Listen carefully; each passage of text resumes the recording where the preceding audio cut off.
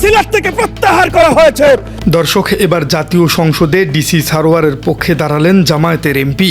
যে কথাটি গত কয়েকদিন ধরে সিলেটের সাধারণ মানুষ চায়ের দোকানে কিংবা রাজপথে দাঁড়িয়ে বলছিল,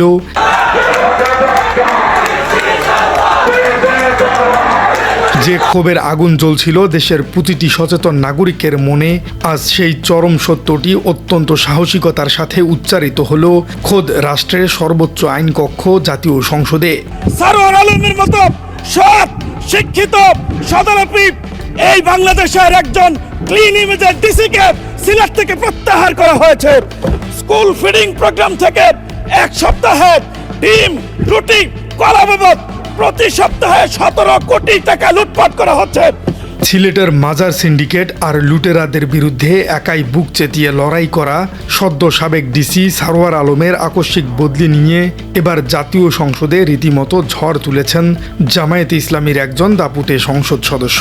সরকার যখন এই বদলিটিকে একটি স্বাভাবিক প্রশাসনিক প্রক্রিয়া বলে ধামাচাপা দেবার চেষ্টা করছে, ঠিক তখনই জাতীয় সংসদের ফ্লোরে দাঁড়িয়ে জামায়াতের এই এমপি আঙুল দিয়ে দেখিয়ে দিয়েছেন যে দুর্নীতিবাজদের রক্ষা করতেই একজন সৎ আমলাকে বলির পাঠা বানানো হয়েছে।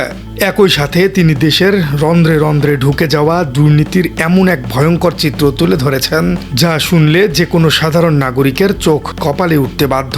দর্শক, ঘটনাটি ঘটেছে বৃহস্পতিবার জাতীয় সংসদের বাজেট অধিবেশনে। প্রস্তাবিত বাজেটের উপর আলোচনা করতে গিয়ে ফ্লোর নেন গাজীপুর 4 আসনের বিরোধী দলীয় সংসদ সদস্য এবং জামায়াত ইসলামীর নেতা সালাউদ্দিন। এ বাজেট আসলে আশারে গল্প।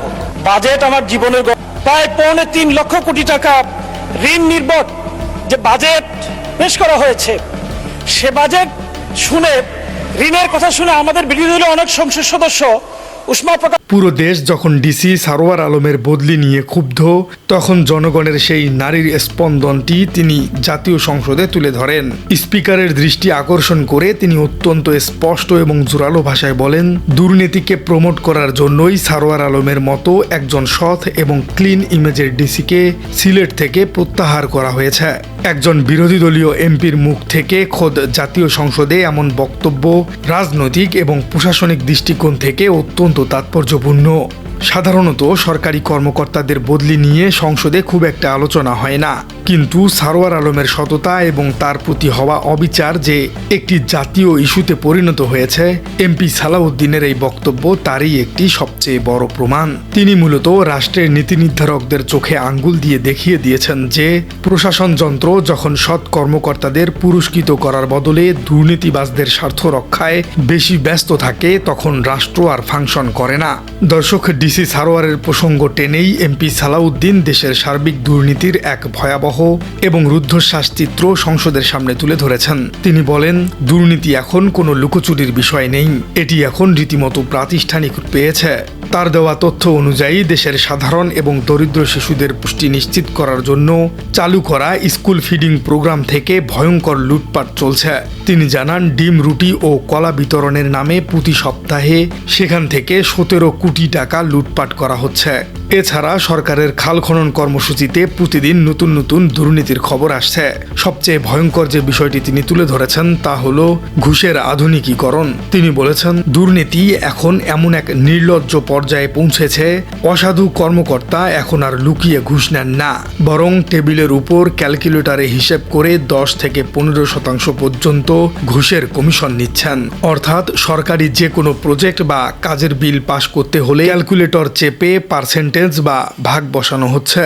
এই রকম অবক্ষয়ের চিত্রই প্রমাণ করে যে কেন সারোয়ার আলমের মতো সৎ আমলাদের পদে পদে বাধা দেয়া হয়েছে। প্রস্তাবিত বাজেট নিয়ে আলোচনা করতে গিয়ে অর্থমন্ত্রীকেও তুলোধুনো করেন জামাতের এই সংসদ সদস্য।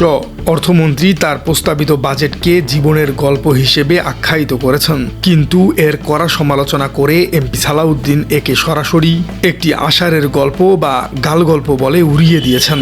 তিনি অত্যন্ত যুক্তিপূর্ণভাবে বলেন, প্রায় 3.25 লক্ষ কোটি টাকার এই বিশাল ঘাটতি এবং ঋণ নির্ভর বাজেটে তিনি মোটেও অবাক হননি। তার ভাষায়, যারা নিজেরা ঋণগ্রস্ত ও ঋণ খেলাপি তারা তো এমন ঋণ নির্ভর বাজেটই দেবেন। তিনি সাধারণ মানুষের দুর্দশার কথা তুলে ধরে বলেন, বাজেট পেশ করার আগেই বাজারে 14টি নিত্যপণ্য সহ অধিকাংশ পণ্যের দাম বাড়িয়ে দেয়া হয়েছে।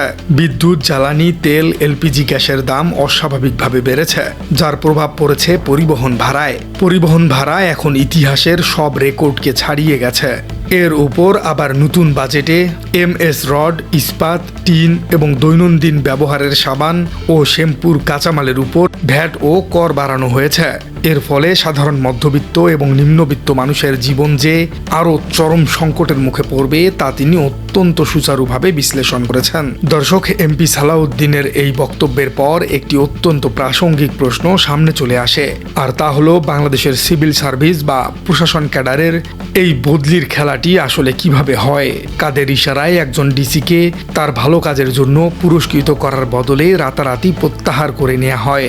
আইন এবং সরকারি রুলস অফ বিজনেস অনুযায়ী মাঠ প্রশাসনের শীর্ষ কর্মকর্তা বা জেলা প্রশাসক নিয়োগ, বদলি এবং প্রত্যাহারের একক ক্ষমতা রয়েছে জনপ্রশাসন মন্ত্রণালয়ের। জনপ্রশাসন মন্ত্রণালয়ের মাঠ প্রশাসন শাখা মূলত মন্ত্রিপরিষদ বিভাগের সাথে পরামর্শ করে এই সিদ্ধান্তগুলো গ্রহণ করে।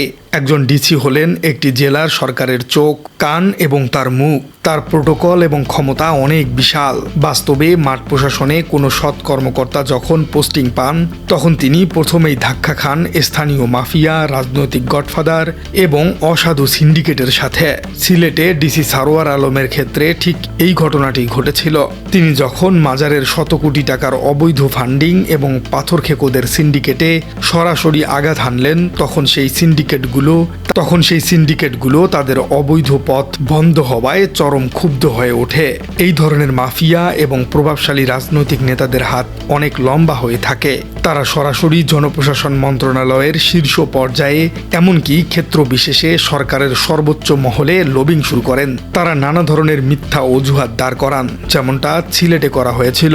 বলা হয়েছিল ডিসি সারোয়ার নাকি মাজারের ঐতিহ্য নষ্ট করছেন এবং আইন শৃঙ্খলা পরিস্থিতির অবনতি ঘটাচ্ছেন। অনেক সময় স্থানীয় প্রভাবশালী সংসদ সদস্য বা রাজনৈতিক নেতারা সরাসরি জনপ্রশাসন সচিব বা মন্ত্রীর কাছে আধা সরকারি পত্র বা ডিও লেটার পাঠান।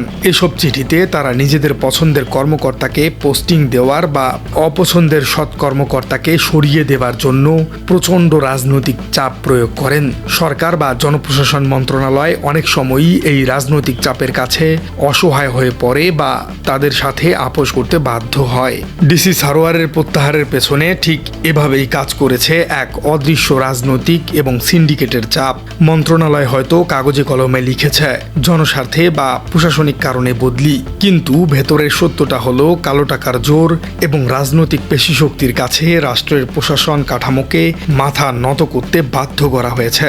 দর্শক, জাতীয় সংসদে জামায়াত এমপি সালাউদ্দিনের এই বক্তব্য কেবল একটি সাধারণ সংসদীয় ভাষণ নয়, এটি মূলত পুরো দেশের বিবেকবান এবং সাধারণ মানুষের মনের কথারই একটি জোরালো ধ্বনি। তিনি প্রমাণ করে দিয়েছেন যে ডিসি সারোয়ার আলমের সততার লড়াইটি আর কেবল সিলেটের কোনো আঞ্চলিক বিষয় নয়, এটি এখন একটি জাতীয় ইস্যু। দুর্নীতিকে প্রমোট করার জন্য রাষ্ট্রযন্ত্রের যে অপব্যবহার, তার বিরুদ্ধে সংসদে দাঁড়িয়ে এমন তীক্ষ্ণ আলোচনা প্রমাণ করে যে দেশে এখনো সত্য বলার মতো সাহসী মানুষের অভাব নেই। প্রশাসন ক্যাডারের বদলি প্রক্রিয়ায় রাজনৈতিক হস্তক্ষেপ এবং সিন্ডিকেটের এই দৌরাত্ম্য যদি বন্ধ করা না যায়, তবে ভবিষ্যতে কোনো সারোয়ার আলম আর নিজের জীবন বা কেরিয়ার বাজি রেখে দুর্নীতির বিরুদ্ধে রুখে দাঁড়ানোর সাহস পাবে না। প্রিয় দর্শক, আপনার কি মনে হয় সারোয়ার আলমের পক্ষে জামায়াত এমপির এই বক্তব্যকে আপনি কিভাবে দেখছেন? কেন বিএনপি সরকার এই ধরনের সৎ কর্মকর্তাদের পাশে এসে দাঁড়াচ্ছে না, বরং উল্টো তাদেরকে অসহযোগিতা করছে?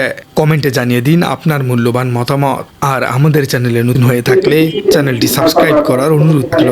দেখা হচ্ছে পরবর্তী ভিডিওতে।